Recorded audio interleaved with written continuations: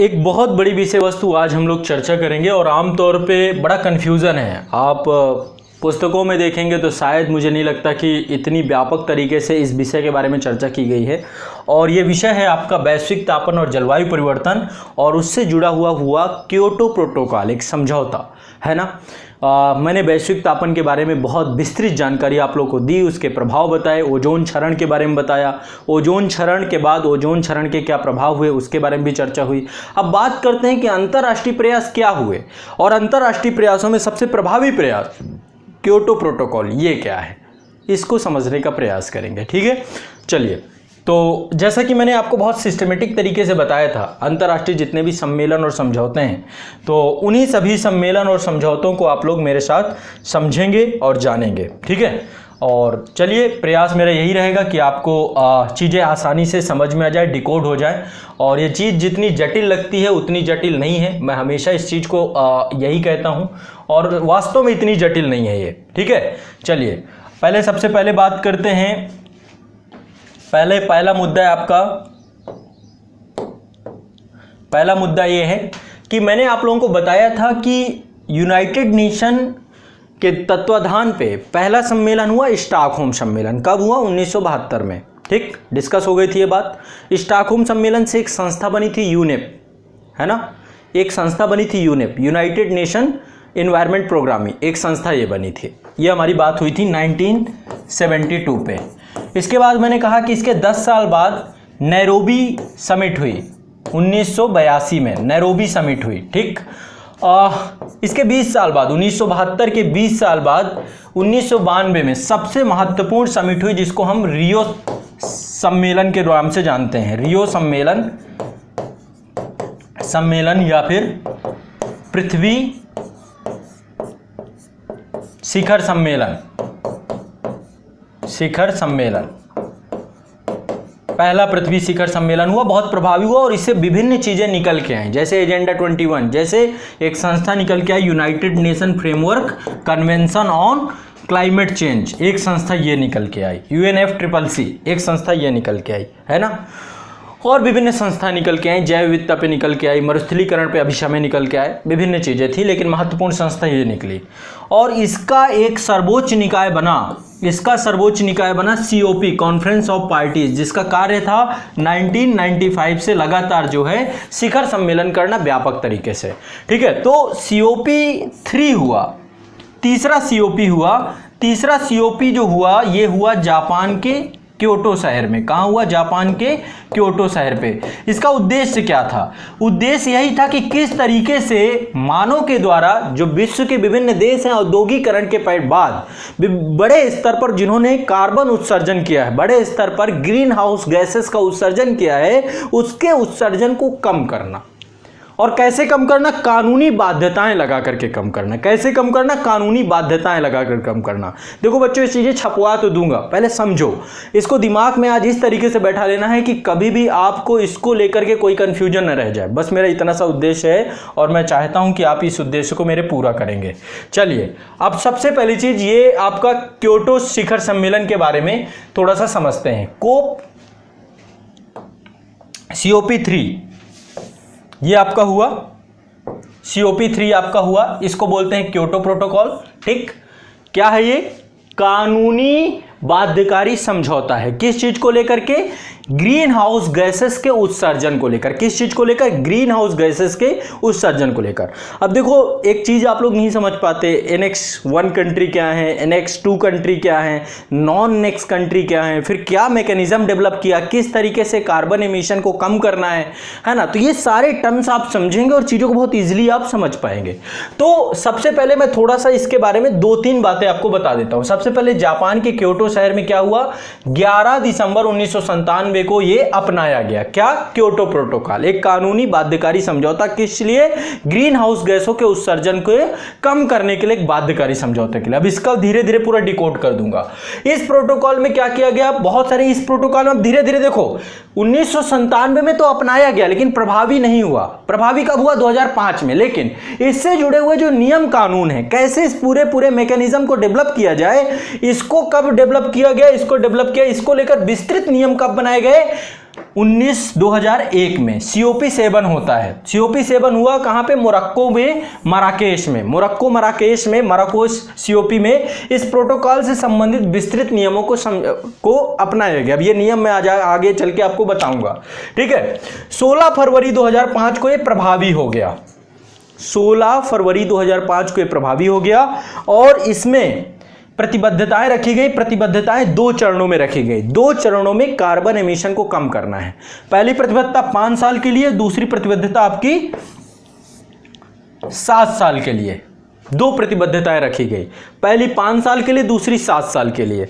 5 साल की अवधि 2008 से लेकर के 2012 तक थी, ठीक है। तो 2012 में कतर में, दोहा में समिट हुई, ठीक है। और दोहा में इसको फिर से रिव्यू किया गया और 2013 से लेकर के 2020 तक दूसरा जो है सेक्शन बना। अभी मैं देखो सब चीजें लिखवा दूंगा, अभी चीजों को लिखना नहीं है, पहले समझना है। दूसरी प्रतिबद्धता चल रही है, भारत ने भी अप्रूव किया 2017 में। तो 2013 से 2020 तक दूसरी प्रतिबद्धता अभी चल रही है, पहली प्रतिबद्धता खत्म हो गई, ठीक है। तो क्योटो प्रोटोकॉल कुछ नहीं है, ग्रीन हाउस गैसेज के उत्सर्जन को कम करने के लिए अंतरराष्ट्रीय प्रयास है विभिन्न देशों के लिए। अब क्या है एनेक्स, इसमें कंट्रियों को 2 भागों में बांटा गया, annex country, non annex country. Annex country को 2 भागों में बांटा गया, एनेक्स 1, एनेक्स 2। अब क्या है मैं सब समझाऊंगा, समझते हैं। फिर कार्बन ट्रेडिंग के बारे में बहुत आसानी से आपको समझा दूंगा, शायद आप लोग किताबों में उलझ के रह जाए, वो उलझन खत्म कर दूंगा मैं, ठीक है। तो सबसे पहली चीज क्या है, पहला मैकेनिज्म, इसमें ग्रीन हाउस गैसेस को कम करना था, प्रभावी हुआ 2005 को।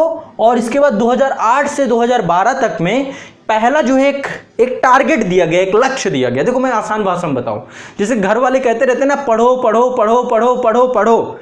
अब आप पढ़ते हो, नहीं पढ़ते हो, कुछ नहीं, माता जी आपकी बोलती रहेंगे, अरे बेटा पढ़, अरे बेटा पढ़, अरे बेटा पढ़। लेकिन अब टीचर का काम क्या होता है? टीचर कहता है भाई 5 दिन बाद टेस्ट है, 5 दिन बाद टेस्ट है। अब आप पढ़ोगे ही, क्योंकि टेस्ट में नंबर अच्छे लाने हैं। तो एक तरह से क्योटो प्रोटोकॉल इस तरीके का एक टारगेट दे दिया कि भाई 5 दिन में इतने यूनिट का टेस्ट होगा। तो उसी तरीके से क्योटो प्रोटोकॉल में एक लक्ष्य निर्धारित कर दिया गया कि भाई 2000, अभी तक तो यही हो रहा था ना कि ग्रीन हाउस का उत्सर्जन कम करो, कम करो, कम करो, कम करो, कम करो। कोई कर रहा है, नहीं कर रहा है, लेकिन एक बाध्यता बना दी गई कि 2008 से 2012 तक जितने भी एनेक्स कंट्री हैं, अब इसको लेकर के अभी मैं आगे चर्चा करूंगा कि एनेक्स और नॉन एनेक्स क्या है, अभी समझ में आ जाएगा। विकसित और विकासशील देशों में कुछ बंटवारा किया गया, जिम्मेदारियां दी गई। देखो जो जलवायु परिवर्तन है, जो पर्यावरण है, वो सबकी साझा जिम्मेदारी है। हम सबकी साझा जिम्मेदारी है, हम जलवायु परिवर्तन को, पर्यावरण को सुरक्षित रखें। लेकिन चूंकि औद्योगिक क्रांति हुई और विभिन्न देशों के विकास के स्तर में अलग अलग, क्योंकि पहले तो औपनिवेशिक देश थे, साम्राज्यवादी शक्तियां थी, दूसरे देशों को शोषणकारी शक्ति थी। तो हर देश विकसित अर्थव्यवस्था के तौर पे नहीं है। कुछ देशों ने पहले विकास कर लिया, पहले औपनिवेशिक शोषण किया। कुछ देश अभी 9 स्वतंत्र देश हैं, अभी अपना डेवलपमेंट कर रहे हैं, जैसे भारत। तो देशों को 2 भागों में बांटा गया, सबको एक साथ नहीं दौड़ा सकते, कुछ को रिजर्व, कुछ को छूट प्रदान की गई। तो साझा तो है, पर्यावरण को हमें साझा उत्तरदायित्व तो है कि हमें पर्यावरण को संरक्षित करना है, लेकिन साझा परंतु विभेदकारी कुछ उसमें, जैसे आरक्षण जैसी बात है ना, कि भाई सब बराबर तो हैं, समता का अधिकार तो है, लेकिन कुछ लोगों को हम ज्यादा स्पेशल राइट देंगे। तो विकासशील देशों को कुछ स्पेशल राइट दिए गए और विकसित देशों के ऊपर बाध्यताएं लगा दी गई कि आपको ग्रीन हाउस गैसेस का उत्सर्जन कम करना है। ग्रीन हाउस गैसेस क्या है मैंने बताया था, है ना, वो गैसेस जो ऊष्मा को सोख लेती हैं और वायुमंडल में इनकी सांद्रता बढ़ती जा रही है ना, और जिसके कारण से वैश्विक तापन हो रहा है। पृथ्वी ग्रह, वैश्विक तापन क्या है? पृथ्वी ग्रह का तापमान बढ़ रहा है, बस यही है। पृथ्वी के स्थल मंडल का, जल मंडल का, वायुमंडल का तापमान बढ़ रहा है, यही वैश्विक तापन है। और जिसके परिणाम स्वरूप टेम्परेचर 2000 पिछले 100 वर्षों में 0.75% बढ़ चुका है। और 21वीं शताब्दी में वैज्ञानिकों ने कहा है कि 3% से लेकर के 8% या 11% तक बढ़ सकता है, जिसके परिणाम स्वरूप व्यापक दुष्परिणाम होंगे। ग्लेशियर्स पिघल जाएंगे, महाद्वीपों में तटीय क्षेत्र जलमग्न हो जाएंगे, जैव विविधता का ह्रास हो जाएगा, विभिन्न चीजें, ओजोन क्षरण जो है वो उसकी दर बढ़ जाएगी, सब चीजें वैज्ञानिकों ने बताया। और उसी को लेकर के क्योटो प्रोटोकॉल किया गया कि भैया आप कार्बन एमिशन कम करो, अब आप ग्रीन हाउस गैसों का उत्सर्जन कम करो अपने अपने देशों में। तो क्या सिस्टम बनाया गया, किस तरीके से एनेक्स और नॉन एनेक्स कंट्री बनाई गई, ये सब चीजें समझाऊंगा। तो अब मैं आगे चलता हूं। आपको देखो मैं बहुत इजीली आपको समझाता चला जाऊंगा, कुछ नहीं है, पहले एक बार थोड़ा सा जान लो। 11 दिसंबर 1997 को यह अपनाया गया और इससे जुड़े हुए विस्तृत जो नियम है, नियम कानून जो बनाए गए वो मराकेश मोरक्को में 2001 में COP7 में हुए और 16 फरवरी 2005 को ये प्रभावी हो गया। कब प्रभावी बना? 1997 में अपनाया गया और 2005 में प्रभावी हुआ, ये जरूर याद रखिएगा। और इसका अंतिम उद्देश्य है कि हर ऐसी मानवीय गतिविधि को रोक लगाना जिससे पर्यावरण के लिए खतरा पैदा करता हो। इसका अंतिम उद्देश्य यही है। क्योटो प्रोटोकॉल का अंतिम उद्देश्य क्या है? हर ऐसी मानवीय गतिविधि से रोक लगाना जिससे पर्यावरण के लिए खतरा पैदा हो रहा हो। कोई दिक्कत, बहुत दिक्कत वाली बात नहीं है, कुछ चीज़ों को बस इजीली समझते जाना है। ठीक है, चलो अब आगे बढ़ते हैं। आगे मैं आप लोगों को ले चलता हूं। ये तो क्योटो प्रोटोकॉल के बारे में। अब देखो, क्योटो प्रोटोकॉल जब बना तो प्रतिबद्धताएं बांध दी गई। अब कैसे प्रतिबद्धताएं बांधी गई, यही चीज मैं बता रहा हूं। ठीक है, इस पूरे के पूरे इसको हम कह सकते हैं साझा परंतु विभेदकारी उत्तरदायित्व का सिद्धांत दिया गया क्योटो प्रोटोकॉल में कि भाई पर्यावरण को बचाना हम सबकी साझा जिम्मेदारी है, चाहे अब विकासशील देश हो चाहे विकसित देश हो। लेकिन विभेदकारी दायित्व सबको अलग अलग दिया गया, किसी को दायित्व रहित कर दिया गया, किसी को दायित्व दिया गया। ठीक है, दायित्व का सिद्धांत। अब इसके लिए किया क्या गया, दो देशों को दो भागों में बांट दिया गया। पहला एनेक्स कंट्री, दूसरा है नॉन एनेक्स कंट्री। पहला एनेक्स कंट्री, दूसरा है नॉन एनेक्स कंट्री। क्या है? पहला एनेक्स कंट्री, दूसरा नॉन एनेक्स कंट्री। अब क्या है एनेक्स, क्या है नॉन एनेक्स, ये समझिए। पहले उसमें विकसित देश रखे गए। पहले उसमें क्या रखे गए? विकसित देश। अब देखो, विकसित देशों में एक पूरे की पूरी संस्था बनी थी। इस संस्था का बता रहा हूं, इस संस्था का नाम है आर्थिक सहयोग विकास संगठन। इसको बोलते हैं हम OECD। ये संस्था 1961 में बन गई थी। ये संस्था 1961 में बन गई थी और इस संस्था में 37 सदस्य देश हैं। कितने देश हैं? 37 सदस्य देश। एक संस्था बनी OECD, आर्थिक सहयोग विकास संगठन। इसमें 37 देश हैं और इसमें जितने भी देश हैं ये सभी के सभी देश क्या हैं? लगभग विकसित अर्थव्यवस्थाएं हैं। विकसित अर्थव्यवस्थाएं जहां पे औद्योगिकरण हो चुका है। तो एक अंतर सरकारी पैनल है ये, यूनाइटेड नेशन के प्रेक्षक के तौर पे है ये। और इस संस्था में लगभग तो ये जो विकसित देश हैं इसमें OECD के सभी सदस्य ले लिए गए।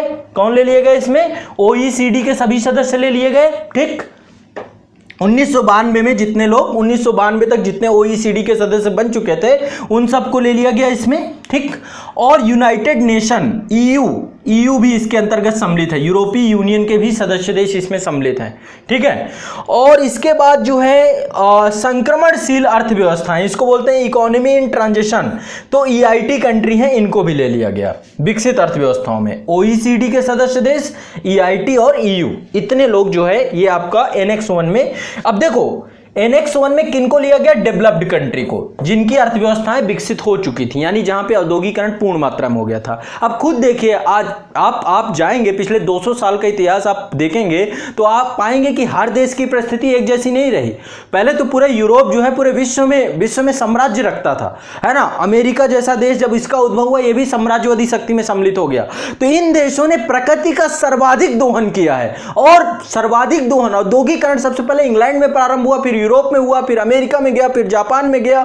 तो सबसे ज्यादा जिन देशों ने प्रकृति का दोहन किया है, सबसे ज्यादा कार्बन उत्सर्जन किया, इन देशों के ऊपर सबसे ज्यादा दायित्व है कि अपने कार्बन उत्सर्जन को ये क्या करें? पूरी तरीके से रोक दे। तो विकसित देश औद्योगिक देश हैं जहां पर यहां पे उच्च आय दर है, जो मानव विकास सूचकांक है उसमें एक उच्च स्थान रखते हैं। यहां पे साक्षरता का स्तर अच्छा है, स्वास्थ्य अच्छा है, उच्च आय दर है। ये विकसित अर्थव्यवस्थाओं के रूप में विकसित हो चुके हैं और इनको दो भागों में बांटा गया। ठीक, इनको दो भागों में। पहला भाग है Annex 1।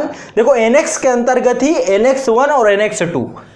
ठीक, अब एक चीज समझिएगा, ये जितने भी देश हैं Annex 1 में क्या है? Annex 1 में कितने देश हैं? OECD कंट्री हैं, आर्थिक सहयोग विकास संगठन के देश हैं, EIT हैं, है ना, इकोनॉमी इन ट्रांजिशन फेज, और EU, ये सब एक ही साथ जुड़ जाते हैं। ठीक, समझ रहे हैं ना। अब EU के सदस्य भी OECD के सदस्य हैं, सीधी साफ सी बात। तो कहने का मतलब है पहला एनेक्स जो है इसके अंतर्गत इन देशों को रखा गया। ठीक, और इनकी जिम्मेदारी क्या थी? कार्बन उत्सर्जन कम करना। पहली कैटेगरी की जिम्मेदारी क्या है? कार्बन उत्सर्जन को कम करना। इनके ऊपर बाध्यताएं रख दी गई कि आपको कार्बन उत्सर्जन कम करना है। कितना कम करना है इसके लिए बताया गया, एक पूरा प्रारूप बनाया गया कि भाई इतना इतना लक्ष्य है आप सभी का कार्बन उत्सर्जन करने का। इसके लिए एक और कैटेगरी बनाई गई, मैं अभी बताऊंगा उसका।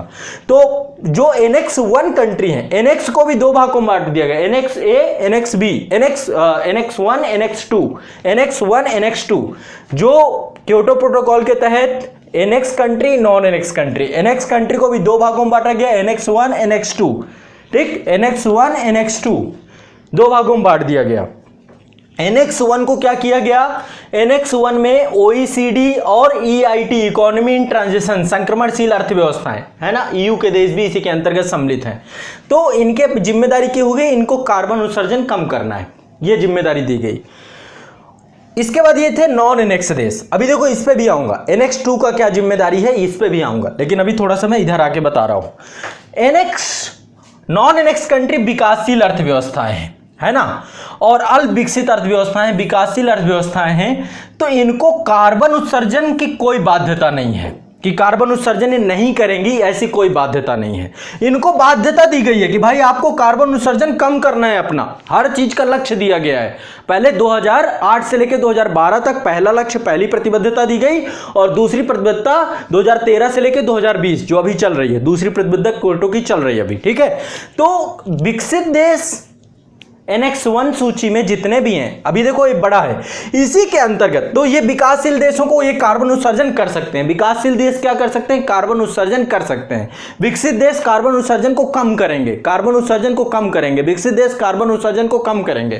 विकासशील देश कार्बन उत्सर्जन कर सकते हैं। इनको किसी भी तरीके की कोई दायित्व तो नहीं दिया गया, लेकिन इनका भी दायित्व है कि पर्यावरण को, ग्रीन हाउस गैसेस के एमिशन कम करें, लेकिन कोई बाध्यता नहीं है। इनको बाध्यता है, ये बाध्य हैं, कानूनी तौर पे बाध्य हैं, ये बाध्य नहीं है। बस इतना दिमाग में बैठा लीजिए। क्यों? क्योंकि इन लोगों ने प्रकृति का सर्वाधिक दोहन कर चुके हैं। ये क्या कर चुके हैं? प्रकृति का सर्वाधिक दोहन ये कर चुके हैं। बस यही समझाना चाहता हूं, बहुत इजी है, कोई बहुत बड़ी बात नहीं बता रहा हूं आप लोगों को। ठीक है, अब यहां पे ये क्या है, ये जितने भी देश हैं, ठीक, ये जितने भी देश हैं ये सब एनेक्स 1 में आते हैं। अब क्या हुआ, इनमें से कुछ देशों को एनेक्स 2, इसी के अंदर एक और श्रेणी बना गई, एनेक्स 2। एनेक्स 2 का काम क्या है? विकासशील देशों को वित्तीय सहायता उपलब्ध कराना। किस चीज के लिए? ताकि ये ग्रीन हाउस गैसेस के एमिशंस को कम ये भी कर पाए। इनको टेक्नोलॉजी उपलब्ध कराना है, इनको फंड मुहैया कराना है, इनको चीजों को। तो ये इनका का एक इसी के अंदर एनेक्स 1 कंट्री में एनेक्स 2 भी आता है। एनेक्स 1 कंट्री ही एनेक्स 2 कंट्री है, लेकिन एक इसी के अंदर एक छोटा सा ग्रुप बना दिया गया एनेक्स 1 के देशों से ही कुछ देशों को, जिनकी जिम्मेदारी हो गई फंड मुहैया कराने की, जिनके जिम्मेदारी हो गई फंड मुहैया कराने की। चीजों को समझो, देखो समझोगे आसानी से समझ में आ जाएगा। एनेक्स 1 कंट्री मतलब सारे देश, सारे जितने ओईसीडी देश हैं, ईआईटी के सदस्य हैं, सब इन्हीं में से कुछ देशों को मिलाकर के एनेक्स 2 बना दिया गया। इन्हीं देशों को मिलाकर, कुछ को, सबको नहीं, कुछ को एनेक्स 2 बना गया, जिनकी जिम्मेदारी हो गई विकासशील देशों को पैसा देना है, फंड मुहैया कराना है। बस इतनी सी बात है। ठीक है, शायद मुझे लगता है इतना दिमाग है, समझ गए होंगे आप लोग। ठीक, तो पहली चीज आपको क्या समझना है? पहली चीज समझना है कि क्योटो प्रोटोकॉल में देशों को दो भागों में बांटा गया है ना। पहला एनेक्स कंट्री, दूसरा है non annex country. Annex country में क्या किया गया? एनेक्स कंट्री वो देश हैं जो विकसित डेवलप्ड इकोनॉमी हैं, जिनकी उच्च आय दर हो चुकी है, जहां पे औद्योगिक गतिविधियां उच्चतर स्तर पर हुई हैं, जिन्होंने कार्बन उत्सर्जन सबसे ज़्यादा किया है, ग्रीन हाउस गैसेस का उत्सर्जन सबसे ज़्यादा किया है, जो पहले चरण में रहे हैं। ठीक है, तो इन देशों को 1992 से पहले जितने भी आर्थिक सहयोग और विकास संगठन में ओईसीडी कंट्री के तौर पे हो चुके थे, वो सबको एक साथ रख दिया गया, और संक्रमणशील अर्थव्यवस्था वालों को एक साथ रख दिया गया। लगभग 37 देश थे ये, और एक साथ रखने के बाद इन्हीं में से कुछ देशों को निकाल करके दूसरी कैटेगरी बना दी गई, जिनकी जिम्मेदारी हो गई कि आप वित्तीय सहायता मुहैया कराएंगे किनको? विकासशील देशों को। और ये विकासशील कौन है? नॉन एनेक्स कंट्री हैं। इनके ऊपर कोई जिम्मेदारी नहीं कि कार्बन उत्सर्जन को लेकर करें या ना करें, कोई बाध्यता नहीं है। एनेक्स कंट्री को कार्बन उत्सर्जन कम करना है, कार्बन इमिशन कम करना है, एनेक्स कंट्री को कार्बन इमिशन कम करना है, एनेक्स कंट्री को कार्बन इमिशन कम करना है। लेकिन ऐसा नहीं कि पूरा जीरो कर देंगे, जितना हो रहा है उसमें से उन्होंने एक प्रतिशत सबको एक, अब इसको लेकर दो कैटेगरी और बनाई गई। इसको लेकर के दो कैटेगरी और बनाई गई। ये तो हो गया NX1 NX2, आपको समझ में आ गया। अब दो कैटेगरी क्या बनाई गई, यही चीज मैं आपको समझा रहा हूं। एक कैटेगरी बनाई गई आपकी NXA और दूसरी बनाई गई NXB। ठीक, समझिए बात को, समझिए। अभी देखो दिमाग में डालिए NX1 और NX नॉन NX कंट्री। देखो अब यहां पे एक बार और समझ लो चीजों को। क्योटो प्रोटोकॉल में देशों को दो भागों में बांटा गया,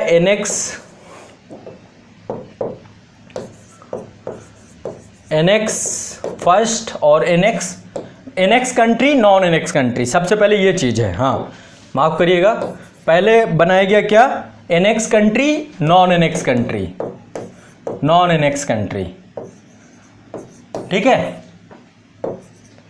इसको दो भागों में बांटा गया, NX फर्स्ट, NX सेकेंड।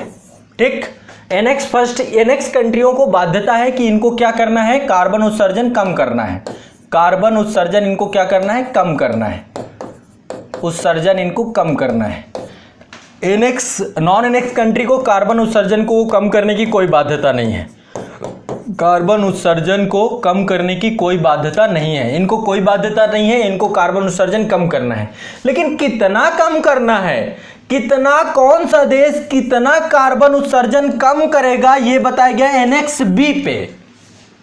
कहां बताया गया है, NX1 के देशों को कितना कार्बन उत्सर्जन कम करना है, इससे संबंधित जानकारी ये इस पे दी गई है, NXB पे। ठीक, और किन किन गैसों को कम करना है उसकी जानकारी दी गई NXA पे।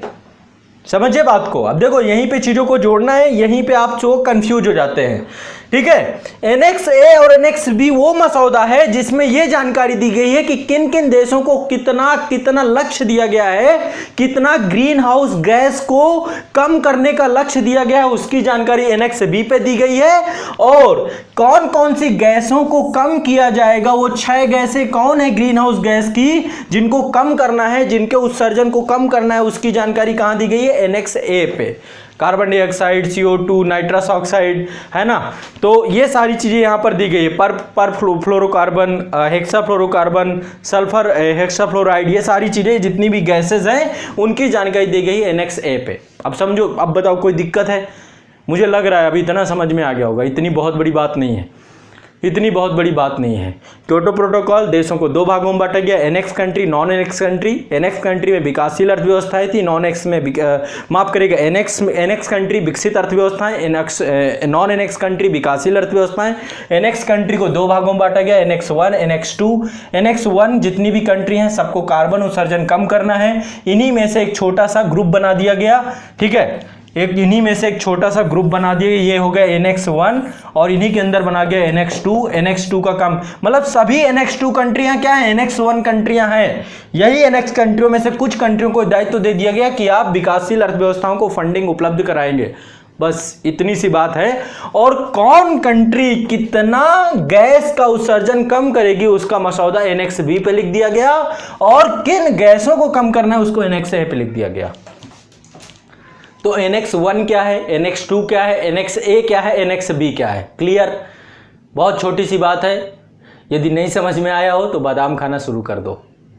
ठीक है, कुछ है नहीं, बहुत आसान है, इजी है। ठीक है, चलो अब आगे बात करते हैं, अभी आगे और चलते हैं। तो ये बात हो गई मोटा मोटी NX क्या है, नॉन NX क्या है, ये बात हो गई मोटा मोटी। अब इसको लेकर के कि भाई कार्बन उत्सर्जन कैसे कम किया जाएगा, ग्रीन हाउस गैसों के उत्सर्जन को कम करने के लिए जो लक्ष्य निर्धारित किए गए हैं NXB पे, उसके लिए एक मैकेनिज्म बनाया गया, Kyoto flexible mechanism. Kyoto flexible mechanism क्या है इसको समझना है। ठीक है, क्योटो फ्लेक्सिबल मैकेनिज्म क्या है इसको समझना है। इसके तहत दो भागों में इसको बांट दिया गया, कैसे अब कार्बन एमिशन कम किया जाएगा, इसको लेकर के पूरी की पूरी जानकारी है, कैसे कार्बन एमिशन कम किया जाएगा। ठीक है, वही चीज को लेकर के अब चर्चा करेंगे हम। ठीक है बच्चों, इजी है, ध्यान से समझना इसको। ठीक है, ये भी इजी है, ध्यान से समझना है आपको। इसमें से पहला भाग बनाया गया प्रोजेक्ट बेस, पहला तरीका बनाया गया कि प्रोजेक्ट बेस। अब तरीका क्या होगा कार्बन एमिशन को कम करने का, तो पहला बनाया गया प्रोजेक्ट बेस, दूसरा बनाया गया आपका क्वांटिटेटिव रिस्ट्रिक्शन, मात्रात्मक आधार पे बाध्यताएं लगाई गई, मात्रात्मक आधार पे बाध्यताएं लगाई गई, क्वांटिटेटिव रिस्ट्रिक्शन लगाया गया। और दूसरा बनाया गया प्रोजेक्ट बेस ठीक, परियोजना के आधार पे। अब क्या है परियोजना के आधार पे, क्या है क्वांटिटेटिव रिस्ट्रिक्शन, मात्रात्मक आधार पे कैसे बाध्यताएं लगाई गई, ये चीज अब आपको समझना है। ठीक, देखिए जितने भी देश एनेक्स 1 कंट्री थे, इनको क्या करना है, कार्बन एमिशन कम करना है। जो एनेक्स कंट्री हैं उनमें कैटेगरी 1 वाले जो देश हैं, इनको क्या करना है, कार्बन एमिशन कम करना है। बात सही है। तो हर देश को एक लक्ष्य दिया गया है। मान लीजिए यदि कोई देश है, मान लीजिए कोई देश है, देश ए है, कंट्री ए है, कंट्री ए को टारगेट दिया गया कि आपको 100 टन कार्बन उत्सर्जन करना है। मतलब आपका लक्ष्य बना दिया गया कि 100 टन से ज्यादा नहीं होना चाहिए। कितना है, 100 टन। कंट्री ए है, देश कंट्री ए है जिसको टारगेट दिया गया कि आपको 100 टन कार्बन एमिशन करना है, मान लीजिए। ठीक है, इसका यूनिट बनाया गया AAU, इसको बोलते हैं assigned allowed unit, assigned allowed unit. ठीक है, अभी इसको मैं अभी चर्चा करूंगा। तो कोई कंट्री ए है जिसको 100 टन कार्बन एमिशन करने को लेकर के उसको अलाउ किया गया कि आप 100 टन कार्बन एमिशन करोगे, इससे ज्यादा नहीं करोगे, है ना। इससे ज्यादा ही करता रहोगे तभी उसके लक्ष्य को कम करके 100 टन कर दिया गया। यहां पे रिस्ट्रिक्शन लगा दिए गए। ठीक है, अब 100 टन कार्बन एमिशन आप करोगे। अब मान लो इस देश ने सिर्फ 80 टन किया, 80 टन किया। कितना लक्ष्य दिया गया था, कितना इसका मैक्सिमम टारगेट था, 100, कि इसको 100 ही करना है, लेकिन किया कितना इसने, 80। तो इसके पास एक क्रेडिट हो गया ना, कितना क्रेडिट हो गया, 20 टन का इसके पास क्रेडिट हो गया, 20 टन का इसके पास क्रेडिट हो गया, 20 टन इसके पास कार्बन क्रेडिट हो गया। मतलब 20 टन इसने नहीं किया, बचा लिया। 100 करना था, किया 80, तो 20 इसके पास बच गया। क्लियर, 100 करना था, किया 80 ही, बच कितना गया, 20। इजी है। अब कंट्री बी है, कोई कंट्री बी है, कंट्री बी को टारगेट दिया गया था 70 टन कि भाई आपको 70 टन ही कार्बन एमिशन करना है। शायद बहुत ज्यादा करता रहा हो तो इसको 70 टन दे दिया गया। ठीक है, अब 70 टन कार्बन एमिशन करने के चक्कर में इसने कर दिया 90 टन। मान लो डेवलपमेंट ज्यादा हो गया, कार्बन उत्सर्जन इसने कर दिया ज्यादा। ठीक है, कार्बन उत्सर्जन हो गया इससे ज्यादा, तो क्या हो गया, मान लीजिए इसने 20 टन ज्यादा कर दिया, इसने 20 टन ज्यादा कर दिया। टारगेट तो इसको 70 से ज्यादा करना ही नहीं था, लेकिन इसने क्या कर दिया, 20 से ज्यादा। तो ऐसा थोड़ा ना कि देश को फांसी की सजा में चढ़ा देंगे, कुछ कर देंगे, नहीं, कुछ नहीं। आपको क्या करना है, इस कंट्री से, ये जो दूसरी ये कंट्री ए है, इसके पास 20 टन का कार्बन क्रेडिट है, तो आप क्या करोगे, इससे खरीद लोगे, खत्म बात, है ना। तो कार्बन ट्रेडिंग चालू हो गया। तो आप समझिएगा, पहले क्या किया गया, जो अब हमें क्योटो प्रोटोकॉल में एक मैकेनिज्म बनाया गया जिसके तहत ये बाध्यताएं लाद दी गई एनेक्स कंट्रियों पर, विकसित अर्थव्यवस्थाओं पर ये बाध्यताएं लाद दी गई कि आपको क्या करना है, कार्बन उत्सर्जन कम करना है। ठीक है, और सबको एनेक्स बी पे लक्ष्य दे दिया गया कि आप इतना कार्बन उत्सर्जन करोगे, आप इतना करोगे, आपको इतना करना, आपको इससे ज्यादा नहीं करना है। ठीक है, और जो देश कार्बन उत्सर्जन कम करता है तो उसको क्रेडिट हो जाता है, जो ज्यादा करता है वो माइनस में चला जाता है। यही बात है भाई, 70 दिया गया, 90 उत्सर्जन कर रहे हो, इसका मतलब 20 टन आपको, तो 20 टन क्या कर सकते हो, दूसरे से खरीद सकते हो। इसी बोलते हैं कार्बन ट्रेडिंग। ठीक है, क्वांटिटेटिव रिस्ट्रिक्शन जो है, अब एक कार्बन ट्रेडिंग करेंगे कैसे, इंटरनेशनल एमिशन ट्रेडिंग बोलते हैं इसको करेंगे कैसे, इंटरनेशनल एमिशन ट्रेडिंग, अंतरराष्ट्रीय उत्सर्जन व्यापार। समझ रहे बात को। तो इसके लिए एक संस्था है IET, इसके तहत आप ये कार्बन ट्रेडिंग करेंगे। क्वांटिटेटिव आधार अभी आपको सिर्फ बता रहा हूं मैं, है ना, आगे मत सोचिएगा, सिर्फ क्वांटिटेटिव में समझिएगा। जितने भी एनेक्स कंट्री थे उनको कार्बन उत्सर्जन की दर को निश्चित किया गया था। यदि वो उस कार्बन उत्सर्जन की दर से कम उत्सर्जन करते हैं, जैसे 100 टन दिया गया, 80 ही किया, तो 20 उसके पास प्लस हो गया, कार्बन क्रेडिट हो गया। और यदि 70 टन उसको करना था, यदि किसी को 70 टन करना था, उसने 90 टन कर दिया, तो 20 माइनस हो गया। तो ऐसी स्थिति में क्या कर सकता है, वो उस कंट्री से जिसके पास कार्बन क्रेडिट है उससे कार्बन क्रेडिट खरीद सकता है। तो बराबर हो गया उसका, उसने 20 टन खरीद लिया तो बराबर हो गया, यानी उतना पैसा उसने दे दिया उसको। तो कार्बन ट्रेडिंग चालू हो गया। क्या हो गया बच्चों, कार्बन ट्रेडिंग चालू हो गया। किसके तहत, इंटरनेशनल एमिशन ट्रेडिंग IET के तहत, इंटरनेशनल ट्रेडिंग सेंटर IET के तहत कार्बन ठीक है, क्लियर। कार्बन ट्रेडिंग चालू हो गया और इसका यूनिट क्या है, असाइंड अलाउड यूनिट। जितना यूनिट अलाउ किया गया, कितना अलाउ किया गया वो एनेक्स बी पे लिखा हुआ है कि इतना आपको अलाउड है, आप इतना ही कार्बन उत्सर्जन करेंगे ना, इससे ज्यादा कम करेंगे तो आपके, इससे ज्यादा करेंगे तो आप माइनस में चले जाएंगे, कम करेंगे तो आपको, तो एक तरीका ये हो गया। ठीक, अब आगे चलते हैं। ठीक है, मैं आगे चलता हूं, फिर आप लोगों को कोई दिक्कत होगी तो मैं बताऊंगा। ये हो गया पहला तरीका, क्वांटिटेटिव रिस्ट्रिक्शन के आधार पे कैसे करना है। दूसरा है प्रोजेक्ट बेस, परियोजना के आधार पे। परियोजना के आधार पे भी आप कार्बन उत्सर्जन कम या ज़्यादा कर सकते हैं। ठीक है, कैसे करना है उसी को लेकर के। तो इसके तहत क्या किया गया, इसके तहत देखो कार्बन तकनीकी का कार्बन क्रेडिट से उत्पादन किया जाए, जिससे देखो आमतौर पर होता है कि हर देश भाई रिस्ट्रिक्शन जो लगाया गया किसी देश के ऊपर, मान लो जिसके ऊपर 100 टन का रिस्ट्रिक्शन लगाया गया, हो सकता है वो 150 टन करता रहा हो, तो उसको कम करके 100 टन कर दिया गया, है ना। जो 120 टन करता था उसे 70 टन कर दिया गया हो। तो पहले आप क्या करते थे, ज़्यादा एमिशन करते थे, कम कहा गया कि भाई आप इतना ज़्यादा मत करिए, कम करिए, है ना। इसके लिए क्या है, पहले चरण में है 1990 के स्तर का 5% कमी करनी है, और दूसरे चरण में कितना है, 1990 के स्तर की 18% कमी करनी है। अभी आगे इसी पे आऊंगा, कमी का कितना दायरा बनाया गया है, किसको कितना कम करना है, वो एक पूरा तरीका बनाया गया है। 1990 के स्तर का 5% कम पहले चरण में, और दूसरे चरण में क्योटो प्रोटोकॉल में जो अभी चल रहा है 1990 के दशक का 18% कम। पहले 5% था कम करने का, 1990 के दशक में जितना कार्बन एमिशन आप कर रहे थे उससे 5% कम, और इसके बाद 1900 अभी दूसरे चरण में आपको 18% तक ले जाना है उसे, है ना। पहले में आपको 5%, दूसरे में 18%। ये था, यही है पूरा का पूरा सिनेरियो बनाया गया, उसी आधार पे मैं आपको एग्जांपल के थ्रू समझा रहा हूं। तो किया क्या गया, इसके तहत इन्होंने 2 परियोजनाएं इसके तहत आई। पहला आया, ये प्रोजेक्ट बेस में होता क्या है, पहला होता है क्लीन डेवलपमेंट मैकेनिज्म। पहला मैकेनिज्म डेवलप किया इन्होंने, क्लीन डेवलपमेंट मैकेनिज्म। क्या किया, पहला मैकेनिज्म क्लीन डेवलपमेंट मैकेनिज्म, ठीक है। और दूसरा क्या है, दूसरा है आपका JI, इसको बोलते हैं joint implementation. Joint implementation, joint implementation. पहला क्या है आपका, पहला है क्लीन डेवलपमेंट मैकेनिज्म, दूसरा है ज्वाइंट इंप्लीमेंटेशन। 2 तरीके की परियोजनाएं लग सकती हैं, पहला लगेगा ज्वाइंट इंप्लीमेंटेशन, दूसरा है क्लीन डेवलपमेंट में इंप्लीमेंटेशन। देखो बहुत आसान है दोनों भी, ये दोनों भी बहुत आसान है, समझिएगा। ज्वाइंट इंप्लीमेंटेशन में ये होता है, जैसे कोई एनेक्स कंट्री है ना, मान लो एनेक्स कंट्री है तो सभी कंट्रियों को कार्बन उत्सर्जन कम करना है ना। तो एनेक्स कंट्री, यदि कोई एनेक्स कंट्री किसी दूसरी एनेक्स कंट्री में, कोई एनेक्स कंट्री किसी दूसरी एनेक्स कंट्री में क्या करती है, ऐसे प्रोजेक्ट लगाती है, ऐसे प्रोजेक्ट लगाती है जिससे कार्बन उत्सर्जन कम हो जाए। नहीं समझे, मान लीजिए कंट्री ए है, कंट्री बी में, ठीक है, कंट्री बी में क्या, कंट्री ए ने क्या किया, थोड़ा पैसा खर्च किया और यहां पे क्या कर दिया, इसने कई सारे तकनीकी और बहुत सारे प्रोजेक्ट लगा दिए, ठीक है। इसको बोलते हैं ज्वाइंट इंप्लीमेंटेशन। ये दोनों एनेक्स कंट्री हैं, दोनों कैसी कंट्री है, एनेक्स कंट्री, दोनों के ऊपर बाध्यता है कि दोनों को कार्बन उत्सर्जन कम करना है। तो ऐसी स्थिति में कंट्री ए ने क्या किया, कंट्री बी पे फंडिंग की और कंट्री बी पे कई सारे प्रोजेक्ट लगा दिए कि जिससे वहां कार्बन उत्सर्जन कम हो।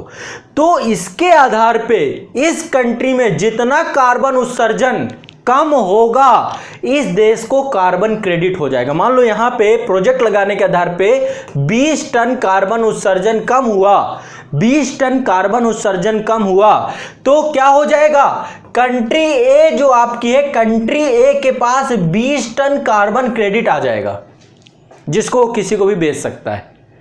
समझ रहे हो, अपने मान लो कोई देश है जो अपने देश में भी कार्बन उत्सर्जन कम कर रहा है, अपने ही देश के पूरे प्रोजेक्ट को दूसरे देश, दूसरे एनेक्स कंट्री पे उसने क्या किया, प्रोजेक्ट लगा दिया और वहां पर भी कार्बन एमिशन को कम कर दिया, कार्बन उत्सर्जन को कम कर दिया। तो क्या हो गया, ये भी क्या हो गया आपका ज्वाइंट इंप्लीमेंटेशन। 2 एनेक्स कंट्री में से कोई एनेक्स कंट्री दूसरे देश में परियोजना लगा करके प्रोजेक्ट बेस ज्वाइंट इंप्लीमेंटेशन के माध्यम से क्या कर सकती है, कार्बन इमिशन को कम कर सकती है, और जितना कार्बन इमिशन उस देश में कम होगा वो उस देश का कार्बन क्रेडिट बन जाएगा। यानी कि कंट्री ए ने दूसरे देश का भी कार्बन कम किया, जिस कारण से तो तभी तो अभी 20 टन इसके पास क्रेडिट हो गया, इसको बेच लेगा किसी को, उसको भी तो पैसा आएगा। तो एक तरीके से पूरा व्यापार बना दिया गया, कार्बन उत्सर्जन को कम करने का एक व्यापार बना दिया गया। ये तो हो गया ज्वाइंट इंप्लीमेंटेशन, ठीक है। अब दूसरे में चलते हैं। दूसरा आपका clean development mechanism. Clean development mechanism क्या है? इसका यूनिट क्या बनाया गया? इसका यूनिट अलग है। देखो इसका यूनिट है इमिशन रिडक्शन यूनिट, इसका यूनिट है ERU। जैसे इसका यूनिट था AAU असाइंड अलाउड यूनिट, ऐसे इसका है ERU। अलग अलग यूनिट बनाए गए हैं, इमिशन रिडक्शन यूनिट। अब क्लीन डेवलपमेंट मैकेनिज्म पे चलते हैं। क्लीन डेवलपमेंट मैकेनिज्म क्या है? इसके तहत ये एनेक्स कंट्री किसी नॉन एनेक्स कंट्री पे, एनेक्स कंट्री किसी नॉन एनेक्स कंट्री पे क्या कर सकते हैं? परियोजना लगा सकते हैं ताकि वहां का कार्बन एमिशन कम हो जाए। कोई एनेक्स कंट्री मतलब विकसित अर्थव्यवस्था, मतलब जिसको कार्बन एमिशन को कम करने की बाध्यता है, किसी नॉन एनेक्स कंट्री में जिसको कार्बन उत्सर्जन की बाध्यता नहीं है, वहां पर प्रोजेक्ट लगाकर क्या कर सकती है? वहां के कार्बन एमिशन को कम कर सकती है, और जितना कार्बन एमिशन कम करेगी उस देश को उतना कार्बन क्रेडिट हो जाएगा जिसको वो बेच सकता है। इसको बोलते हैं क्लीन डेवलपमेंट मैकेनिज्म, और इसका जो यूनिट है इसको बोलते हैं, इस यूनिट को CER, इसको बोलते हैं certified emission reduction. CER certified emission reduction, इसको बोलते हैं इमिशन रिडक्शन यूनिट, जो JI के तहत होता है, क्लीन डेवलपमेंट मैकेनिज्म के तहत होता है आपका सर्टिफाइड इमिशन रिडक्शन। और जो आपका क्वांटिटेटिव रिस्ट्रिक्शन था, इसके तहत यूनिट है आपका AAU असाइंड अलाउड यूनिट, जितना असाइन किया गया इतना अलाउ किया गया है। ठीक है, तो ये बहुत आसानी से मैंने एक बड़ी विषय वस्तु को आपको समझाने का प्रयास किया। अब आप लोग मुझे बताएं, तो चलिए एक बार थोड़ा सा फिर से इसको समझिए, अपने दिमाग को खोलिए और एक बार फिर से समझिए। ठीक है, चीज़ों को समझते हैं। क्योटो प्रोटोकॉल के तहत जो ग्रीन हाउस गैस हैं, क्योटो प्रोटोकॉल के तहत जो ग्रीन हाउस गैस है उसके उत्सर्जन को लेकर के एक तरीका बनाया जिसको बोलते हैं क्योटो फ्लेक्सिबल मैकेनिज्म। ठीक है, इसके तहत दो तरीके बनाए गए। पहला तरीका बनाया गया क्वांटिटेटिव रिस्ट्रिक्शन, पहला ये बनाया गया मात्रात्मक आधार पर बाध्यताएं, और ये कहां पर मात्रात्मक आधार पर बाध्यताएं लगा दी गई? एनेक्स बी पे, एनेक्स बी मसौदे पे मात्रात्मक आधार पे पूरी बाध्यताएं लगा दी गई। ठीक है, और इसके तहत जो यूनिट है इसको बोलते हैं असाइंड अलाउ यूनिट, यानी कि मतलब कि कितना अलाउ किया गया। उस एनेक्स बी में लिखा होगा ना कि इतना अलाउ है, इससे ज्यादा कार्बन उत्सर्जन नहीं कर सकते। एनेक्स ए और एनेक्स बी मैंने बताया था, एनेक्स ए में ग्रीन हाउस गैसेज लिखी हुई हैं, जो ग्रीन हाउस गैसेज के उत्सर्जन को हमें कम करना है, उत्सर्जन को कम करना है, और एनेक्स बी में किस देश को कितना उत्सर्जन कम करना है वो चीजें लिखी हुई है ना। तो उसी को बोलते हैं असाइंड अलाउड यूनिट, कितना अलाउ किया गया, AAU, ये यूनिट की बात है। ठीक है, तो इसके तहत यही है कि यदि कोई देश है, मैंने फिर से इसको एक बार फिर समझा देता हूं कि कोई कंट्री ए है ना, कंट्री ए है, कंट्री ए को असाइंड अलाउड यूनिट कितना है? 100 टन, कि भाई 100 टन से ज्यादा आपको कार्बन उत्सर्जन नहीं करना। ठीक है, उसने किया 80 टन, उसके पास कार्बन क्रेडिट कितना बचा? 20 टन, है ना। कार्बन क्रेडिट कितना बचा? 20 टन। बस वही बात आसानी से कि यदि सब्जी लेने जा रहे हो, माता जी ने 100 रुपए दिए, आपने 80 रुपए में ही पूरी सब्जी ले आए, तो 20 रुपए आपके पास बच गए, एक्स्ट्रा हो गए 20 रुपए, है ना। यदि वही सब्जी आप 120 रुपए में लाते तो क्या होता? 20 रुपए आपके ज्यादा हो जाते। यदि और इसी तरीके से कंट्री बी है, मान लीजिए कोई कंट्री बी है जिसको भी दिया गया, मान लो 100 टन ही मान लो दिया गया, 100 टन कार्बन उत्सर्जन को अलाउ किया गया कि 100 टन कार्बन उत्सर्जन कर सकते हो, इसने 120 टन कर दिया, तो 120 टन कर दिया तो इसके पास 20 की कमी हो गई ना, तो 20 टन ये यहां से खरीद सकता है। खरीदेगा कैसे? इंटरनेशनल इमिशन ट्रेडिंग से। कैसे खरीदेगा? इंटरनेशनल इमिशन ट्रेडिंग से। कैसे खरीदेगा? इंटरनेशनल इमिशन ट्रेडिंग से, IET के द्वारा ये खरीदेगा। ठीक है, कैसे खरीदेगा? इंटरनेशनल इमिशन ट्रेडिंग, अंतरराष्ट्रीय उत्सर्जन व्यापार। तो कार्बन क्रेडिट यही है, कार्बन क्रेडिट बेचना खरीदना, तभी तो कोई देश प्रोत्साहित होगा, है ना। तो एक पूरा का पूरा मैकेनिज्म ये बनाया गया क्वांटिटेटिव रिस्ट्रिक्शन के तहत। ठीक, पहली चीज तो ये। दूसरा बनाया गया प्रोजेक्ट बेस। प्रोजेक्ट बेस के तहत क्या किया गया? दो तरीके बनाए गए। पहला बनाया गया क्लीन डेवलपमेंट मैकेनिज्म, पहला तरीका क्या डेवलप किया गया? Clean development mechanism. दूसरा बनाया गया ज्वाइंट इंप्लीमेंटेशन। CDM में क्या है? CDM में नहीं, पहले ज्वाइंट इंप्लीमेंटेशन समझिए। इसके तहत जो यूनिट है उसको बोलते हैं इमिशन रिडक्शन यूनिट, ERU। जैसे यहां पे क्या था आपका? यहां पे AAU था ना, AAU असाइंड अलाउड यूनिट, वैसे यहां पर है इमिशन रिडक्शन यूनिट। तो इसके तहत ये कोई एनेक्स कंट्री जिसको कार्बन उत्सर्जन कम करना है, किसी दूसरी एनेक्स कंट्री में किसी दूसरी एनेक्स कंट्री में, यानी उसे भी कार्बन उत्सर्जन कम करना है, वहां पर तकनीकी के आधार पर परियोजना लगा सकती है और उस देश के कार्बन उत्सर्जन को कम कर सकती है। जितना कार्बन उत्सर्जन उस देश में होगा कम, उसी देश में क्या हो जाएगा, उस देश का उतना कार्बन क्रेडिट हो जाएगा। समझ लीजिए, मान लीजिए यहां पे कंट्री ए है, कंट्री बी पे क्या करती है, वो कंट्री ए कंट्री बी पे प्रोजेक्ट लगाती है और यहां पे 20 टन कार्बन इमिशन कम करवाती है, 20 टन का कार्बन इमिशन कम कराती है। तो किसके कार्बन क्रेडिट पे जुड़ जाएगा, कंट्री ए पे। तो कोई भी कंट्री दूसरी कंट्री पे क्या कर सकती है, वहां पे प्रोजेक्ट लगा के दूसरे कंट्री के कार्बन एमिशन को कम कर सकती है। पहली चीज तो ये। दूसरा ये हो गया आपका ज्वाइंट इंप्लीमेंटेशन। ज्वाइंट इंप्लीमेंटेशन मतलब दोनों देश ऐसे हैं जो एनेक्स कंट्री हैं और दोनों देशों को बाध्यता है कि आपको कम करना है। क्या कम करना है, आपको कार्बन उत्सर्जन कम करना है, तो उसके तहत ही पूरा का पूरा सेक्शन है। और दूसरा आपका CDM क्लीन डेवलपमेंट मैकेनिज्म, इसके तहत जो एनेक्स कंट्री हैं वो नॉन एनेक्स कंट्री पे, यानी कि विकासशील देशों में, विकसित देश विकासशील देशों में ऐसी तकनीकी और टेक्नोलॉजी लगा सकते हैं ताकि वहां का भी कार्बन उत्सर्जन कम हो जाए और जितना उत्सर्जन हो जाएगा वो उनका कार्बन क्रेडिट हो जाएगा। ठीक है, और इसकी यूनिट क्या है, certified emissions reduction, certified emissions reduction. तो आसान भाषा में क्योटो प्रोटोकॉल के तहत देशों को दो भागों में बांट दिया गया, annex country, non annex country. Annex country को दो भागों में बांट दिया गया, एनेक्स 1, एनेक्स 2। एनेक्स 1 कंट्री क्या थी, एनेक्स 1 कंट्री विकसित अर्थव्यवस्थाएं, एनेक्स 2 कंट्री जो है ये भी विकसित अर्थव्यवस्थाएं हैं। इन दोनों के ऊपर बाध्यताएं हैं कि आपको कार्बन उत्सर्जन कम करना है, इन दोनों की जिम्मेदारी है कि आपको कार्बन उत्सर्जन कम करना है और कार्बन उत्सर्जन कम करने के लिए इनको क्या करना है। ठीक, ये तरीका दिया गया कि ये तरीका है। इसके लिए एनेक्स बी पे कितना कार्बन उत्सर्जन किसको करना है उसको बनाया गया असाइंड अलाउ यूनिट, कितना आपको अलाउ है, कितना कार्बन एनेक्स बी पे लिखा गया। एनेक्स ए पे किन किन गैसों को आपको कम करना है वो लिख दी गई। और इसके बाद ये दो तरीके बनाए गए, एक पूरा का पूरा क्योटो फ्लेक्सिबल मैकेनिज्म डेवलप किया गया जिसको क्वांटिटेटिव रिस्ट्रिक्शन, और इसके तहत इंटरनेशनल इमिशन ट्रेडिंग के माध्यम से, अंतरराष्ट्रीय उत्सर्जन व्यापार के माध्यम से, है ना, आपको क्या करना, क्या उत्सर्जन कम करना है। और दूसरा क्या बनाया गया आपका प्रोजेक्ट बेस, जिसके माध्यम से ज्वाइंट इंप्लीमेंटेशन और clean development mechanism, joint implementation के माध्यम से आपको क्या करना है, जो एनेक्स कंट्री है वो आपस में एक दूसरे का सहयोग करेंगी, प्रोजेक्ट लगाएंगे और वहां पे जो कार्बन एमिशन कम होगा उसका कार्बन ट्रेडिंग किया जाएगा। इसी तरीके से क्लीन डेवलपमेंट मैकेनिज्म बनाएगा जिसमें annex country non annex country पे क्या करेगी, प्रोजेक्ट बेस से पूरा का पूरा काम करेगी। बस इतनी सी बात है। अब ये ना समझ में आई हो तो आप इसको दोबारा देखेंगे तब आपको चीजें समझ में आ जाएंगी। कोई बहुत बड़ी विषय वस्तु नहीं है, आसान ही है। बस ये है कि ये चीज़ें इतनी उलझी हुई हैं कि चीज़ें समझ में नहीं आती हैं। ठीक है, उलझाव के कारण से दिक्कत है। अब इसको लेकर दो प्रतिबद्धताएं बनाई गई। क्या बनाई गई, दो प्रतिबद्धताएं बनाई गई। दोनों प्रतिबद्धताओं को समझ लीजिए एक बार। दो प्रतिबद्धताएं बनाई गई हैं। पहली प्रतिबद्धता आपकी है 2008 से 2012 तक में। इसमें क्या है, जो औद्योगिक रूप से जितने भी विकसित देश हैं अपने ग्रीन हाउस गैसों के उत्सर्जन को 1990 की तुलना में, यानी इसका बेस ईयर रख गया 1990, क्योंकि 1990 से पहले ही ग्रीन हाउस गैसेस में बहुत व्यापक स्तर पर उत्सर्जन, 1975 से लेकर 1990 तक में, 90 के दशक में सर्वाधिक। तो क्या किया गया, औद्योगिक रूप से विकसित देशों में अपने ग्रीन हाउस गैसों के उत्सर्जन में 1990 की तुलना में 5% तक कटौती करना है।